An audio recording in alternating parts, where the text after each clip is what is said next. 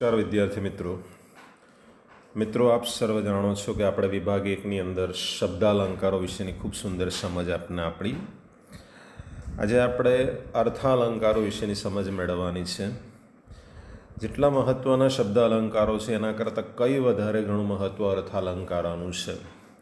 શબ્દાલંકારો કરતાં પણ અર્થાલંકારો પરીક્ષાલક્ષી વધારે પણ છે અને આપણને લાઈફ ટાઈમ સુધી કામ લાગે એવા અલંકારો છે અને આપણી ભાષામાં પણ ઘણી બધી શુદ્ધતા આવી શકે એમ છે. અર્થાલંકારોની મેં તમને જ્યારે વિભાગ 1 ચલાવ્યો ત્યારે તે સમય દરમિયાન પણ એની માહિતી તમને આપેલી કે જ્યાં શબ્દ અને અર્થની ચમત્કૃતિ હોય એને અર્થાલંકાર કહેવાય. જેમાં શબ્દની સુંદરતા પણ હોય, સરસ શબ્દો ગોઠવ્યા હોય અને સાથે સાથે અર્થ પણ નીકળતો હોય, એને અર્થાલંકાર કહેવામાં આવે છે. એવા 7 અલંકારો મેં તમને વિભાગ 1માં બતાવેલા. એમાં નંબર 1માં ઉપમા અલંકાર હતો, નંબર 2ની અંદર ઉત્પ્રેક્ષા અલંકાર હતો. બરાબર. હવે આ જે અલંકારો છે ત્યાર પછી રૂપક આવે છે, અનન્વય આવે છે, સજીવારોપણ આવે છે, વ્યાજસ્તુતિ આવે છે, ઘણા બધા અલંકારો 7 છે કુલ. હવે મારે તમને જ્યારે અર્થાલંકારો ચલાવવા હોય ત્યારે સૌથી પહેલી આ સમજ મારે તમને આપવી પડે. જે હું તમારી સામે ઝૂમ કરું છું, બરાબર, એ બરાબર જુઓ. એમાં પહેલી લીટીમાં મેં લખ્યું છે કે અર્થાલંકાર શીખવા માટે જરૂરી. એનો મતલબ કે આ જે 3 લીટી છે ને, there was be main important. બરાબર. કારણ કે એ લીટી તમારે સમગ્ર 7 જ્યારે અલંકાર ચાલશે ત્યારે એનું પુનરાવર્તન થશે. શાનું? 2 શબ્દનું, જે મેં પહેલાં લખ્યા છે, ઉપમેય અને ઉપમાન. ધોરણ 1 થી 8 સુધીમાં તમે ક્યાંય કોઈ દિવસ આવો શબ્દ કદાચ સાંભળ્યો હશે. ઉપમા શબ્દ કદાચ સાંભળ્યો હોઈ શકે, પણ ઉપમાન શબ્દ આઈ થિંક ઓછો સાંભળ્યો છે. હવે હું તમને એમની સમજ એટલા લીધે આપું છું કે જ્યારે અલંકારો ચાલશે ત્યારે આની સમજ બહુ જરૂરી છે. ઉપમેય એટલે શું? જેની સરખામણી કરવામાં આવી હોય તે. હવે એક્ઝેક્ટ એની નીચે ઉપમાન છે, જેની સાથે સરખામણી થઈ હોય તે. અને ત્રીજું છે સામાન્ય ગુણધર્મ અથવા સમાન ગુણધર્મ. હવે હું તમને સમજાવું છું ફરીવાર.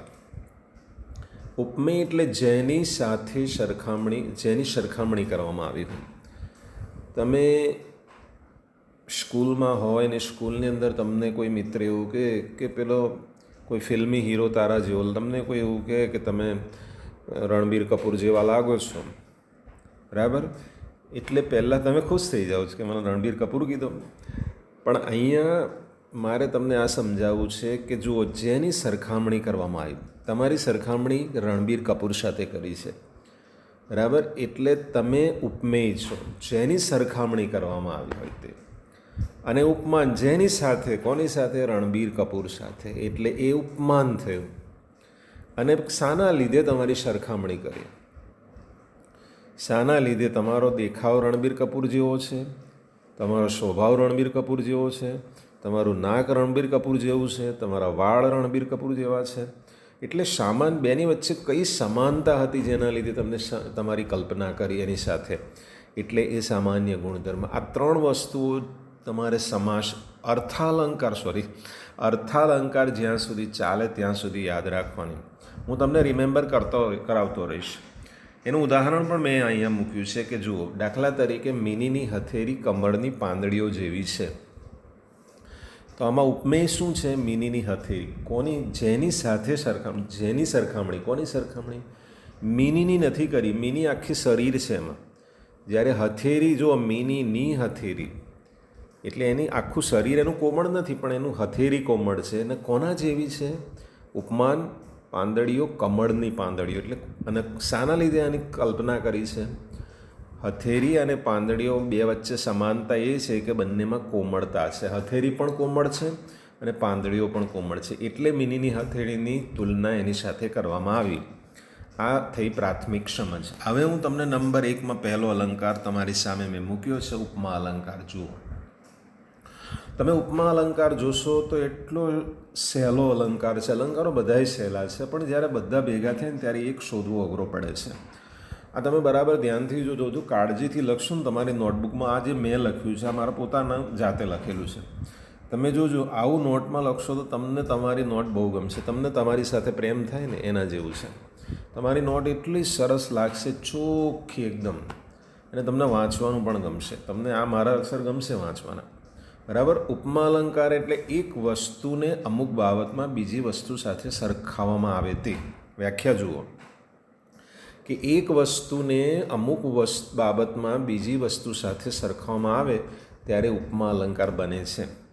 હું એવું કહું કે એક વસ્તુની સરખામણી બીજી વસ્તુ સાથે કરવામાં આવે, અથવા હું પેલી વ્યાખ્યા આપું, ઉપમેયને ઉપમાન સાથે સરખામણી કરવામાં આવી. આવ્યો શબ્દ, ઉપમેયને ઉપમાન સાથે સરખામણી કરવામાં આવી હોય. હવે તમારે ઉપમા અલંકાર ઓળખવો હોય તો આ નીચેના જે શબ્દો આપ્યા છે ને, ઉપમા સૂચક શબ્દો, ઓળખ શબ્દો, કે ભાઈ ઉપમા અલંકાર હોય એમાં આવા શબ્દો આવે. કેવા શબ્દો જુઓ? જેવી, જેવો, જેવું, સો, સી, સા, સમો, સમી, સરખા, સમોવડું, જેમ, તુલ્ય, માફક જેવા જુદા જુદા શબ્દો આવે જે સરખામણી સૂચક શબ્દો છે. ઉપમા અલંકાર છે એવી તમને સાબિતી આપે છે. હવે એ બધું એપ્લાય કરવા માટે આપણે ઉદાહરણો જોઈએ. તો નંબર 1 જુઓ, તે સ્ત્રીનું મુખ ચંદ્ર જેવું સુંદર છે. પહેલી નજરે તમને મેં કીધું કે ઉપમા સૂચક શબ્દ પહેલો શોધી નાખવાનો. તો જુઓ, જેવું છે, જેવી, જેવો, સા, પેઠે. તમે નથી કીધું તુજ સા દેખા નહીં, એટલે તારા જેવો જોયો નથી. સા શબ્દ આવ્યો ને, તો અહીંયા જો તે સ્ત્રીનું મુખ ચંદ્ર જેવું સુંદર છે. હું તમને પહેલાં ઉદાહરણનું ઉપમેય ઉપમાન શોધી બતાવું છું. જુઓ, તે સ્ત્રીનું મુખ, આખી સ્ત્રી નહીં, મુખ, જેની સરખામણી થઈ હોય તે કોનું? સ્ત્રીના મુખની સરખામણી કોની સાથે? ચંદ્ર જેવું સુંદર છે.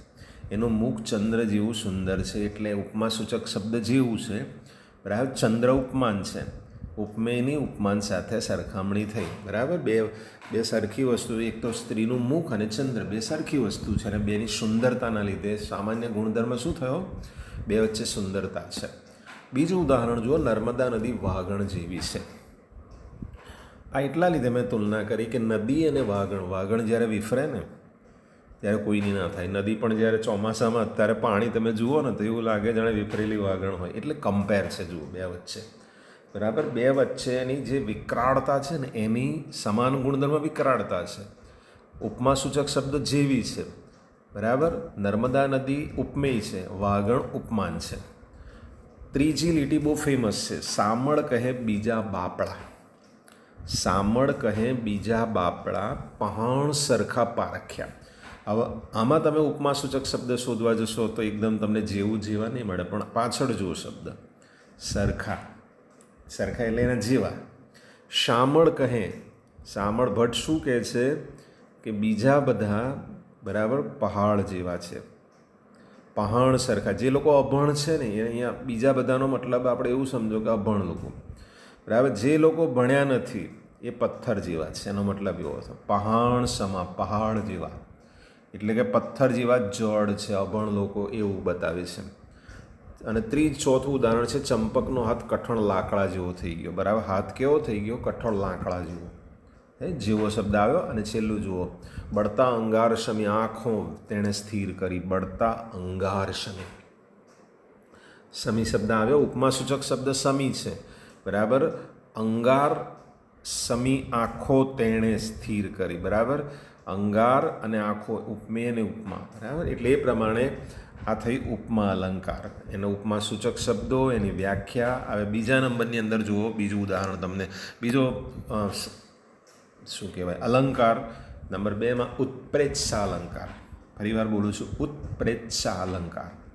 વ્યાખ્યા બોલું છું, ઉપમેયની ઉપમાન સાથે સંભાવના કરવામાં આવી હોય, સંભાવના કરવામાં આવી હોય, અથવા બે વસ્તુ કે પદાર્થ કે વ્યક્તિની તુલના, કોઈ બે વસ્તુ, પદાર્થ કે વ્યક્તિની તુલના કરતી વખતે બંનેની એકરૂપતાની સંભાવના કરવામાં આવે ત્યારે ઉત્પ્રેક્ષા અલંકાર બને છે. કમ્પેર કરી પણ સંભાવના હોય પણ ના પણ હોય, બરાબર. બરાબર, મને એવું લાગે છે ત્યાં કંઈક હશે, આપણે સંભાવના કરીએ છીએ ને, એટલે એમાં મોટે ભાગે જાણે શબ્દ આવે. એમાં ઉત્પ્રેક્ષા સૂચક શબ્દો 3 જ છે, એમાં 99% જાણે આવે. ઉત્પ્રેક્ષા અલંકારને ઓળખવો હોય તો એ લીટીમાં જાણે હોય જ. રખે અને શકે તો 1% આવે છે. રખે અને શકે શબ્દ તમને બહુ જ ઓછા જોવા મળશે. ઉદાહરણો જુઓ, મિનીની હથેળી તો જાણે કમળની પાંદડીઓ. મેં આ લીટી એટલે લીધે ફરી લીધી છે, પહેલાંમાંય લીધેલી. ત્યાં તમે મેં ઉપમા ચલાવ્યો ત્યારે એમાંય જુઓ, મિનીની હથેળી કમળની પાંદડીઓ જેવી છે. અહીંયા આગળ મેં જાણે શબ્દ મૂક્યો. જુઓ, મિનીની હથેળી કોમળ છે, હથેળી છે, પણ એવું લાગે છે જાણે કમળની સંભાવના છે, કમળની પાંદડીઓ જેવી છે. ઉપમે હથેળી છે, ઉપમાન કમળની પાંદડીઓ છે, પણ પેલામાં તુલના હતી, આની અંદર સંભાવના છે. બીજું ઉદાહરણ, જેનામાં વૃક્ષ પ્રીતિ નથી, બરાબર, એનામાં જાણે. જુઓ, એનામાં જાણે જીવન પ્રીતિ નથી. વૃક્ષ પ્રીતિ નથી ઉપમેય, એનામાં જીવન પ્રીતિ નથી ઉપમાન, બરાબર, જાણે સંભાવના. ત્રીજું, હું જાણે એક માની ગોદમાંથી. આ તમારે એક પાઠ હતો રેવા નર્મદા નદીના અનુસંધાનની અંદર, એ પાઠનું આ એક વાક્ય છે, હું જાણે એક માની ગોદમાંથી બીજી માની ગોદમાં આવી ગયો. એટલે કે હું મધ્યપ્રદેશમાં હતો, કાકા સાહેબ કાલેલકરનો આ નિબંધ છે, એ મધ્યપ્રદેશમાં પણ રેવા નદી છે અને ગુજરાતમાં પણ છે. એટલે મધ્યપ્રદેશમાંથી એ ગુજરાતમાં રહેવા આવ્યા. એટલે કીધું કે એક માની ગોદમાંથી, ગોદ એટલે ખોળો, બરાબર, બીજી માની ગોદમાં આવી ગયો. એમાં જુઓ, મારે હું જાણે સંભાવના છે, એક માની ગોદમાંથી બીજી માની સંભાવના કરવામાં આવી છે. ત્રીજી એક લીધી બકા ઠાકોરની લીટી છે, બરાબર. બકા ઠાકોરનું એક જૂનું પિયર ઘર કાવ્ય છે, 10મા ધોરણમાં, જૂના 10માની ચોપડીમાં હતું. શિશુ સમયના ખટમીઠા સોબતીઓ, વય જ બદલી સંતાઈ જાણે પર્યો. ખાલી પાછળની લીટી પૂછે તોય ચાલે. વય બદલી સંતાઈ જાણે પર્યો, બરાબર. જાણે, જુઓ, જાણે રખે શકે, બધામાં જાણે જ હશે, બરાબર. મને એવું લાગે છે કે શિશુ સમયના જ્યારે કે મીઠા સ્મરણો જે છે, બરાબર, વય બદલી એટલે ઉંમર બદલીને જાણે સંતાઈ પર્યો, એટલે એમાં પણ જાણે છે. હૈયું જાણે હિમાલય બહુ ફેમસ ઉદાહરણ છે. હૃદય કેટલું બધું ઉદાર છે, હિમાલય જેવું, જાણે છે, સંભાવના છે, બરાબર. અને વાદળની વેલીએ ફૂટીએ રે, ફૂલડા જાણે અનંગનો બાગ. હૃદય એટલું બધું ઉત્સાહિત છે કે જાણે બાગ જેવું છે. એટલે જાણે શબ્દ એ ઉત્પ્રેક્ષા અલંકારની 99% ઓળખ છે, કે આ શબ્દ આવે એટલે તમારે કંઈ જ જોવાનું ન હોય કે ઉત્પ્રેક્ષા અલંકાર છે. ત્યાર પછી આપણે આગળ જોઈશું, બરાબર. એની આગળ તમે જોશો તો આપણા જે અલંકારો છે એ અલંકારની અંદર 3જા નંબરનો અલંકાર આવે છે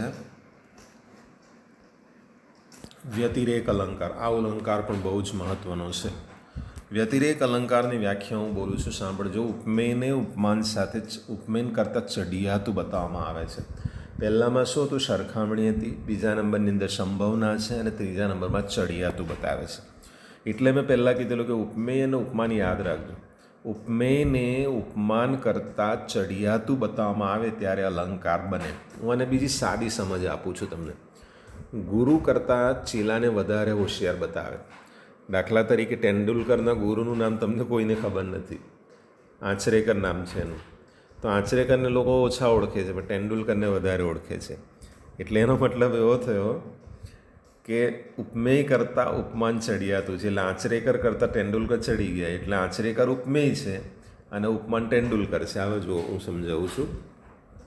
પહેલું ઉદાહરણ છે, જુઓ. સુદામાના વૈભવ આગળ કુબેર તે કોણ માત્ર. અઘરું ઉદાહરણ છે. સુદામાના વૈભવ આગળ, સુદામા ઉપમેય છે, બરાબર. ઉપમેયને ઉપમાન કરતાં ચડિયાતું, અને કુબેર જે છે એ ઉપમાન છે. કઈ રીતના એ પણ સમજાવું છું તમને. સુદામાના વૈભવ આગળ, સુદામાના વૈભવ આગળ કુબેર. કુબેર જે છે ને એ ધનનો ભંડાર છે. હું એવું કહું કે રિઝર્વ બેંક છે. કુબેર પાસે પહેલાંના જમાનામાં બધો પૈસાનો ભંડાર એની પાસે રહેતો હતો. પણ અહીંયા એના કરતાં પણ ઉપમેય કરતાં ઉપમાનને ચડિયાતું બતાવે છે. એટલે ઉપમાન અહીંયા સુદામા થયું અને કુબેરની જે છે ઉપમેય થયું. કારણ કે સુદામા કરતાં કુબેર કરતાં પણ એના ધન દોલત કરતાં પણ સુદામાનો વૈભવ ચડિયાતો છે. કારણ કે એને કૃષ્ણ સાથે મિત્રતા છે. એટલે અહીંયા જો સુદામાના વૈભવ આગળ કુબેર તે કોણ, એનું શું વેલ્યુ? કુબેરનું શું વેલ્યુ? લીટી સમજજો બરાબર. પૂજ્ય બાપુનું હૃદય ફૂલથી એ કોમળ છે. દુનિયામાં સૌથી કોમળ વસ્તુ ફૂલ છે. એનો મતલબ એવો થયો, બરાબર, કે ઉપમેયને ઉપમાન કરતાં ચડિયાતું બતાવવામાં આવ્યું છે. ઉપમેય કયું છે? પૂજ્ય બાપુ. બરાબર. ઉપમાન કોણ છે? કોમળ, ફૂલ કોમળ છે. પણ એના કરતાં ઉપમેય કરતાં ઉપમાન બરાબર ચડિયાતું બતાવ. પૂજ્ય બાપુનું હૃદય ચડિયાતું બતાવે છે, ફૂલ કરતાં પણ ચડિયાતું. એના પછીનું એક ઉદાહરણ જુઓ. રાધાના મુખ આગળ ચંદ્ર પણ નિસ્તેજ લાગે છે. ઉપમેય કરતાં ઉપમાનને ચડિયાતું બતાવે. રાધાનું મુખ ઉપમાન છે અહીંયા, અને ચંદ્ર જે છે એ ઉપમેય છે.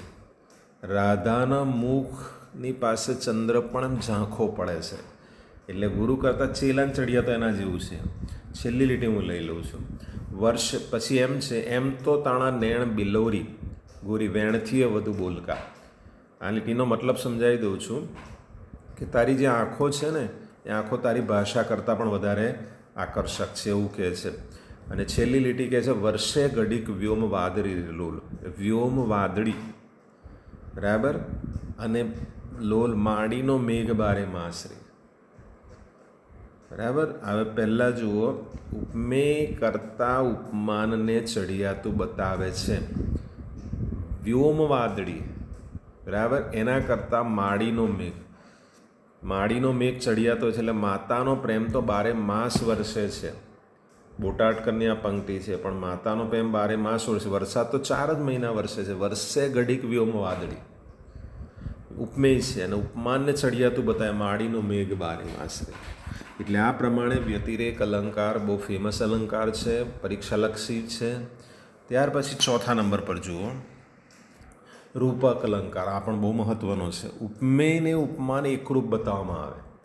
ઉપમેય અને ઉપમાનને એકરૂપ બતાવવામાં આવે ત્યારે બે વસ્તુઓ વચ્ચે સરખામણી છોડી દઈને બે સરખી ચીજ વચ્ચે એકરૂપતા જોવાય છે. બંને એક જ છે એવું માનો. દાખલા તરીકે જોધા અકબર પિક્ચર તમે જોવા ગયા હોય તો એમાં પિક્ચર જોઈને બહાર નીકળો તો તમે એવી વાત કરશો કે અકબર બહુ સરસ હતો.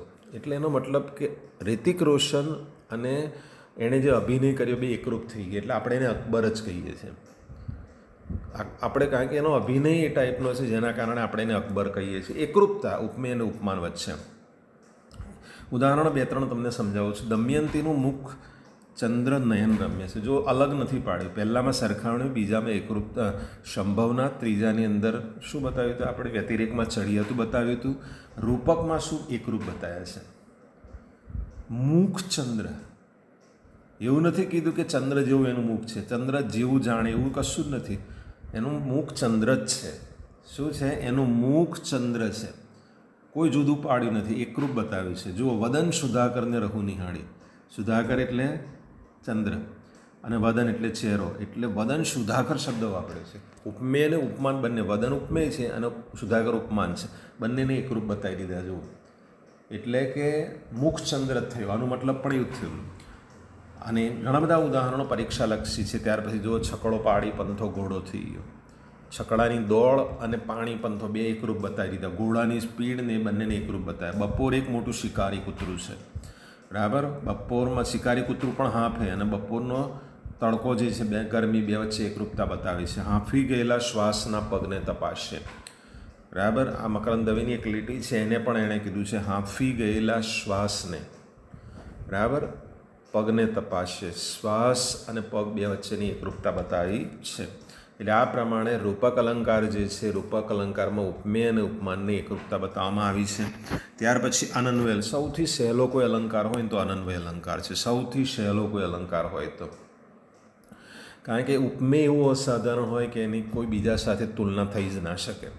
ઉપમેય એવું અસાધારણ છે કે બીજા કોઈ સાથે એની સરખામણી ના થઈ શકે. ઉપમેય એ જ ઉપમાન હોય. ઉપમેય એ જ ઉપમાન હોય, એને અનન્વય અલંકાર કહેવામાં આવે છે. પહેલું છેલ્લામાં છેલ્લું, મા તે મા.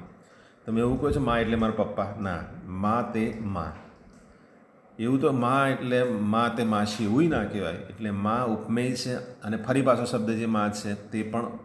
એટલે ઉપમેય એવું અસાધારણ છે કે એને બીજા કોઈ સાથે તુલના થઈ શકે ના. મા એટલે મા. શિયાળો તો શિયાળો. સચિન એટલે સચિન. મનેખ જેવા મનેખને કપરો કાળ આવે છે. જુઓ, માણસ જેવા માણસને ખરાબ કાળ આવે. એટલે માણસની તુલના માણસ સાથે જ થાય છે. જવાહરલાલ એટલે જવાહરલાલ. પછી એવું ના કહે કે જવાહરલાલ એટલે ગાંધીજી. નહીં.